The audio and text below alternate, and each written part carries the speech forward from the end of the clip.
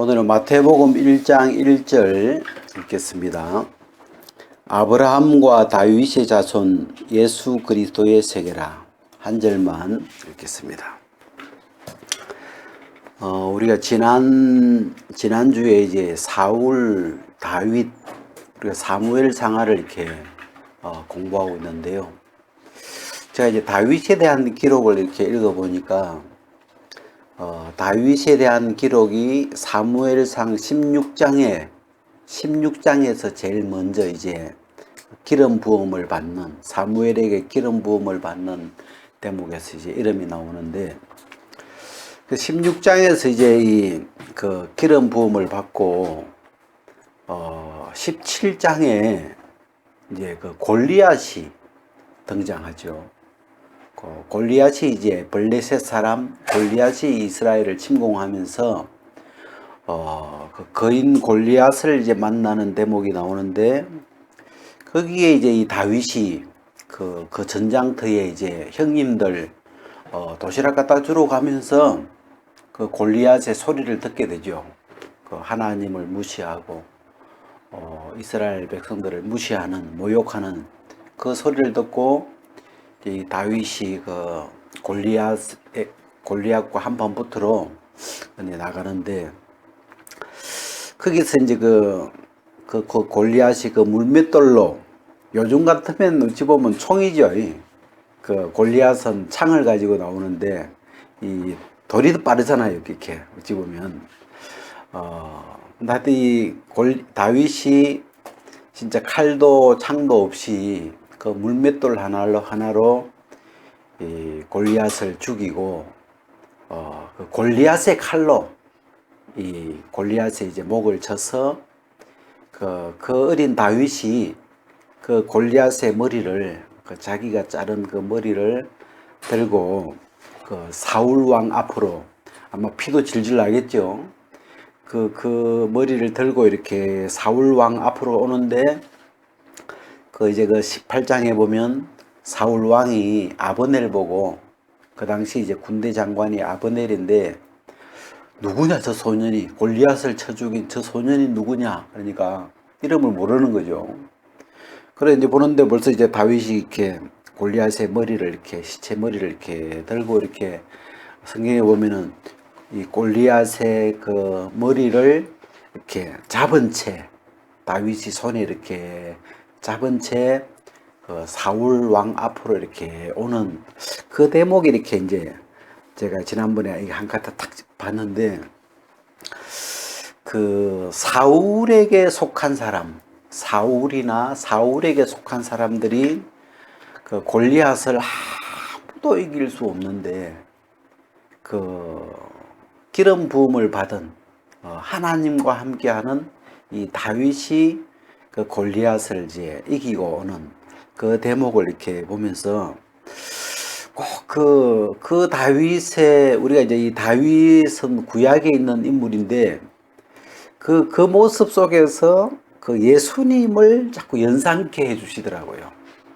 왜냐하면 그 아담 이후에 아무도 죄를 이길 수 없고 사망을 이길 수 없고, 그래서 이 죄와 사망에 그 종살이하고 있는 이 세상이었는데, 예수님이 오셔가지고 이 죄를 이기시고 그리고 사망을 이기시고, 꼭 그 죄와 사망의 이 머리를 예수님이 권능의 오른팔로 그 머리를 딱 잘라가지고 이렇게 들고 이렇게 오시는 것처럼, 그런 그 다윗의 모습 안에서 이 예수님을 이렇게 느낄 수 있어서 제가 이 사무엘상 그 다윗의 기록이 이렇게 감사했거든요.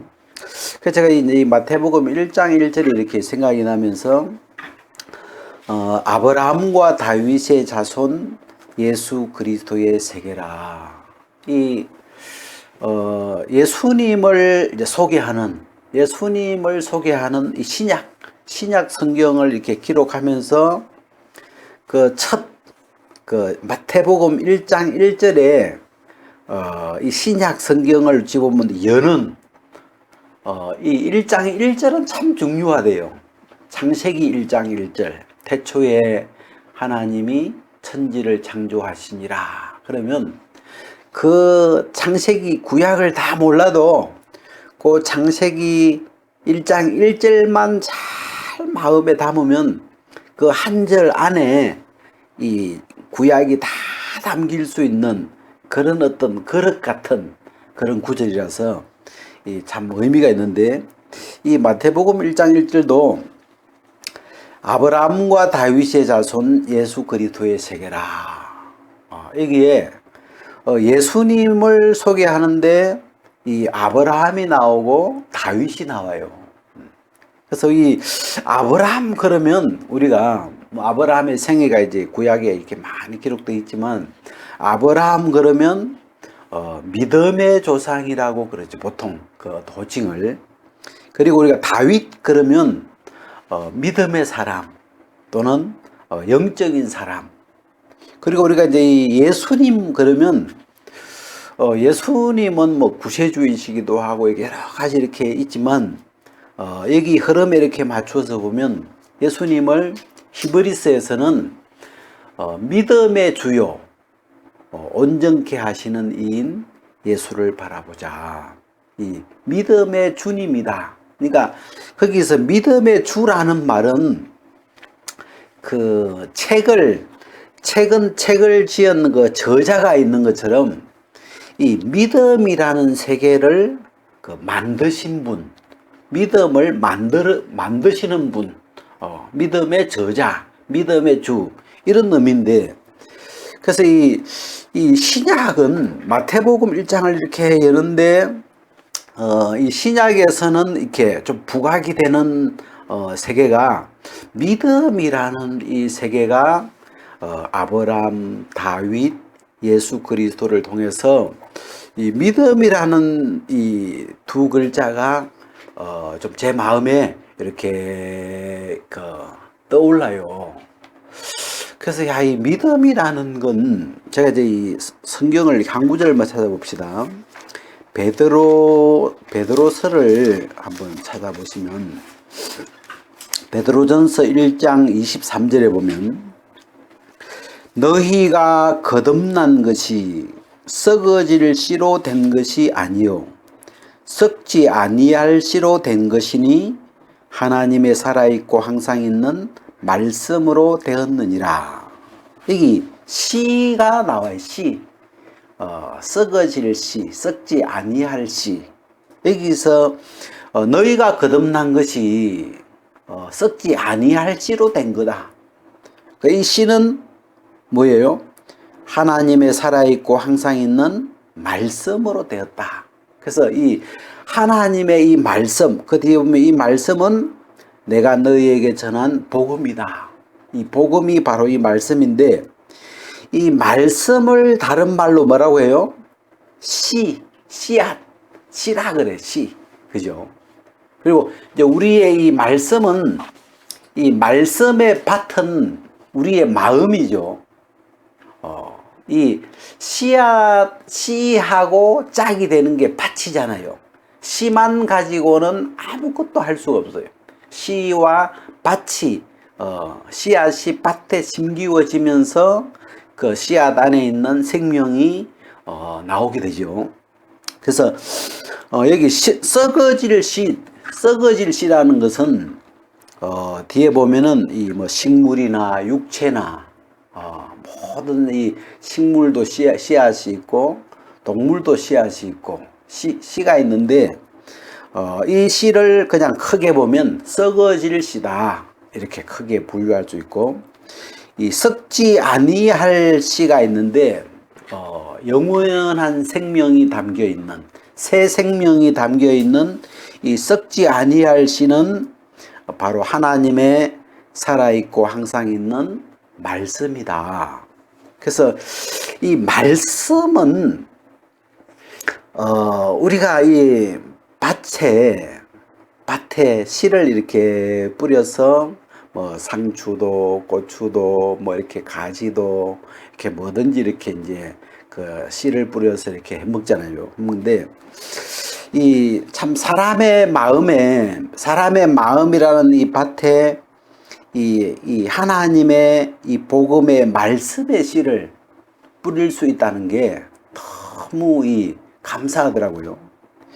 그래서 특히 이제 이 베드로서에서는 거듭나는 이야기를 많이 이야기해놨는데, 너희가 거듭난 것이, 사람이 어떻게 거듭나느냐 했을 때 말씀으로, 너희의 거듭남은 말씀으로 된 것이다. 우리가 예수님이 사람이 거듭나야 한다. 거듭이라는 말은 다시 태어나야 된다 이런 말이잖아요. 사람이 다시 태어나지 아니하면 하나님 나라를 볼 수 없다. 그런데 여기서 이 거듭나는 것은 첫 번째 하나님 아버지로 말미암아 거듭나는 거예요. 거듭나는, 어떻게 거듭나느냐 했을 때 우리가 스스로 뭘 하는 게 아니고, 태어나는 것은 우리가 할 수 없는 거잖아요. 우리가 다시 태어나야 되는데 우리가 뭘 어떻게 해서 되는 게 아니고, 하나님 아버지가, 우리를 지으신 하나님 아버지가 우리를 다시 태어나게 해 주셔야 되는 거죠.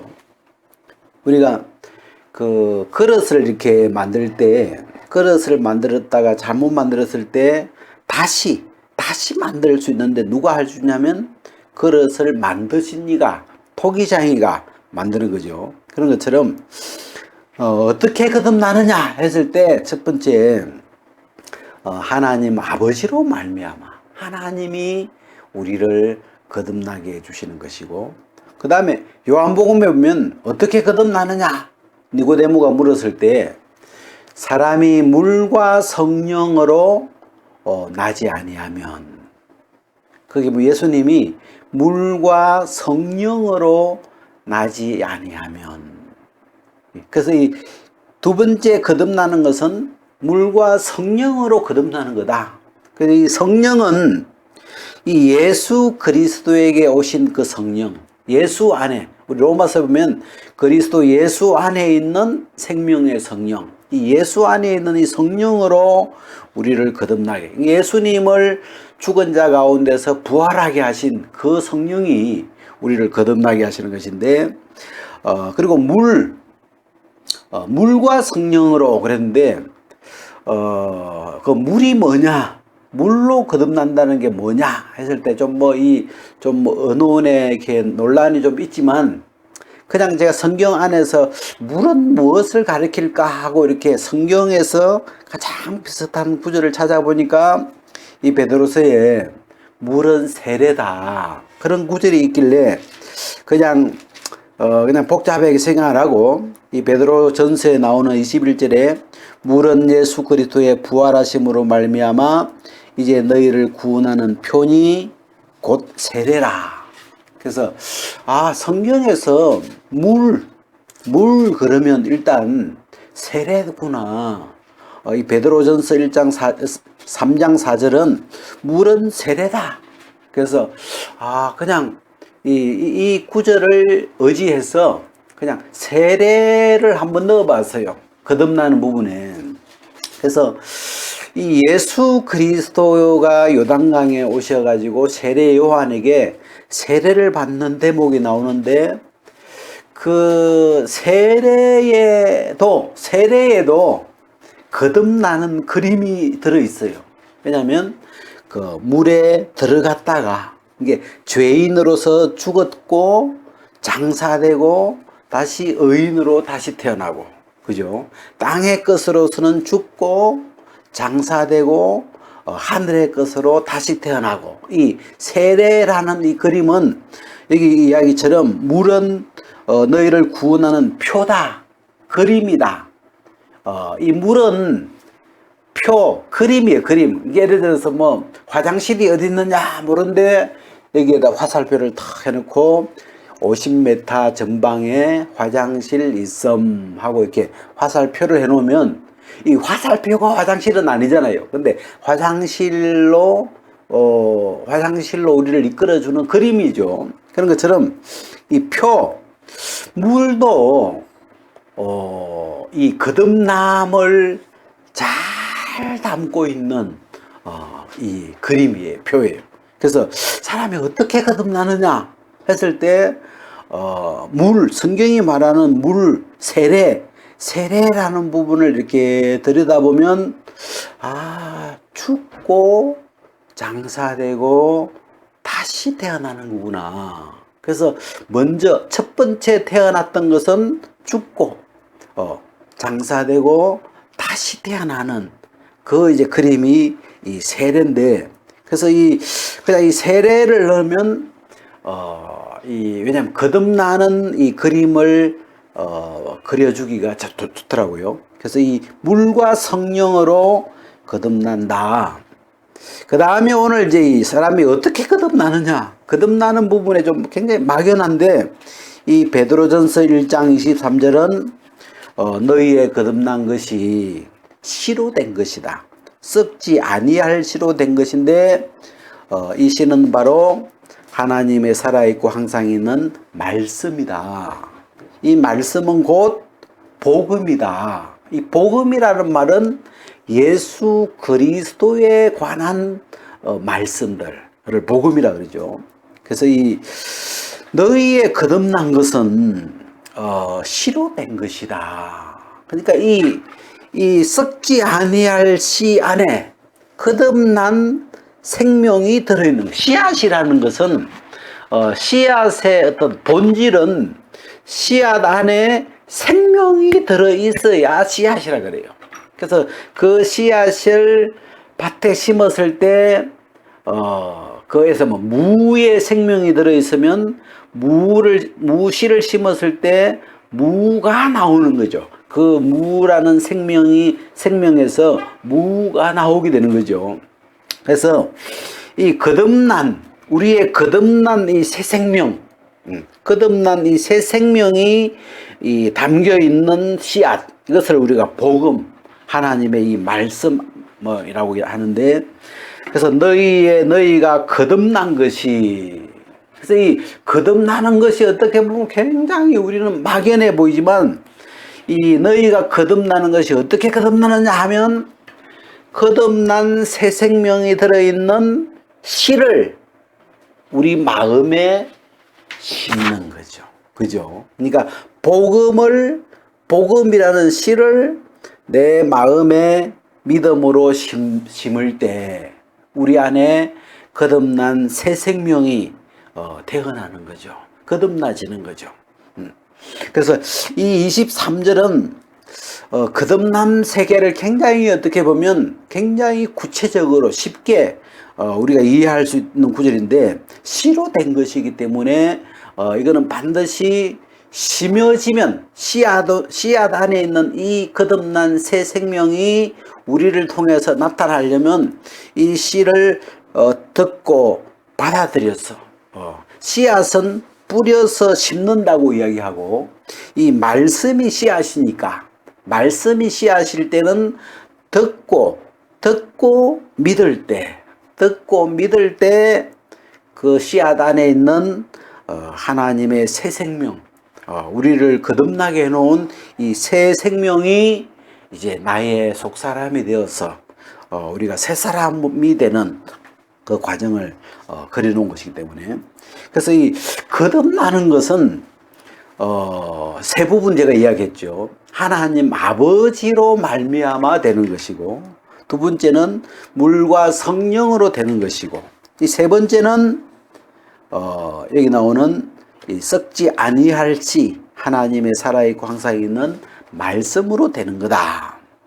그리고 하나를 우리가 더 한다면 이 베드로전서 1장 3절에 나오는 것처럼 이 예수 그리스도의 죽은 자 가운데서 부활하심으로 말미암아 우리를 거듭나게 하사.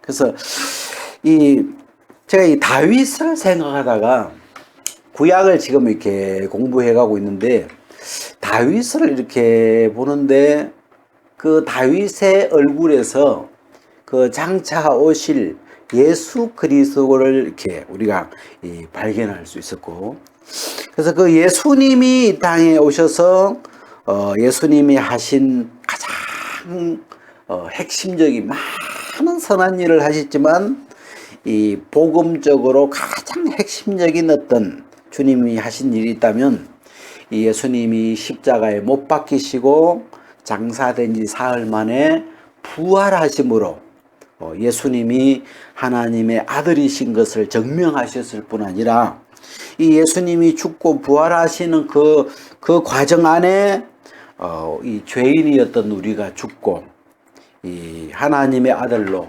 우리를 거듭나게 하시는 이 복음을 완성시켜 놓은 이게 주님의 이 큰 사역이었죠. 그래서 이 베드로전서에 나오는 이 23절, 제가 이 시라는 이 부분이 저는 참 제 마음에, 왜냐하면 굉장히 이 복음의 내용을 이 내용하고 좀 이렇게 제가 연관을 한 구절 더 시킨다면 요한복음 1장을 잠깐 보십시다. 요한복음 1장 12절에 보면 영접하는 자 곧 그 이름을 믿는 자들에게는 하나님의 자녀가 되는 권세를 주셨으니 이는 혈통으로나 육정으로 사람의 뜻을 하지 아니하고 오직 하나님께로서 난 자들이니라. 이 요한복음 11장 12절 13절에는 한 구절인데, 짧은 한 구절인데 이 내용이 보면 영접하는 자 곧 그 이름을 믿는 자들에게는 하나님의 자녀가 되는 권세를 주셨다. 그리고 이들은 하나님께로서 난 자들이다. 하나님께로서 난 자들, 거듭난 자들, 하나님의 자녀인데 어떻게 하나님의 자녀가 되느냐? 이 마귀 새끼로 태어나버린, 아담 안에서 마귀 새끼로 태어나버린 우리가 어떻게 하나님의 자녀로 거듭나느냐 했을 때 이 한 구절 안에 굉장히 압축파일처럼 압축되어 있어요, 구절이. 그래서 하나님께로서 난 자들이다. 누가? 영접하는 자, 그 이름을 믿는 자들, 예수 그리스도를 마음에 받아들인 사람. 예수 그리스도를 받아들인 사람은 하나님의 자녀가 되는 권세를 받은 것이고 그 사람이 바로 하나님께로서 난 자들이다 하고 이렇게 복음하고 믿음이 이 구절 안에 그냥 다 이렇게 이 믹스가 돼 있어요. 근데 이 구절하고 아까 베드로전서 1장 23절하고 이렇게 좀 소화를 시켜보면, 이 복음 안에, 예수 그리스도 안에 우리가 요한복음에 보면 하나님이 이 범죄해버린, 죽어버린, 영적으로 죽어버리고 범죄해버린 인간을 위해서 하나님이 주신 것은 딱 하나밖에 없어요. 하나님의 아들, 독생자, 당신의 아들을 보내주신 것밖에 없어요. 그래서 그 아들 안에, 그 아들 안에서 다 모든 것이 다 이루어지는 거죠. 그래서 그 예수 그리스도를 마음에 받아들인 사람은 그 예수 그리스도 안에 하나님의 이 자녀가 되는 생명, 하나님의 이 새 생명, 거듭난 이 새 생명을 하나님이 담아놨기 때문에, 그래서 이 한 구절은 그걸 굉장히 압축해서 표현했는데, 영접하는 자 곧 그 이름을 믿는 자들에게는 하나님의 자녀가 되는 권세를 주셨고, 그 다음에 이는 오직 하나님께로서 난 자들이다 이렇게 말씀하고 계십니다. 그래서 우리가 이 거듭난 세계에 이 예수 그리스도가 오셔서 우리를 거듭나게 하는 이 놀라운 일을 하셨는데, 이 거듭난 세계를 우리가 이렇게 정의를 해보면 이것은 하나님 아버지로 되는 것이고 물과 성령으로 이루어진 것이고, 그리고 그 예수 그리스도로 말미암은 것인데, 그 예수 그리스도의 이 복음의 말씀 안에 이걸 넣어놨기 때문에 그 말씀을 씨앗으로 우리 마음에 믿음으로 심으면, 받아들이면 그 씨앗 안에 있는 새 생명이, 거듭난 새 생명이 우리 안에서 이렇게 피어나서 새 사람으로 살아가도록 그렇게 해놨어요. 오늘 여기까지. 예.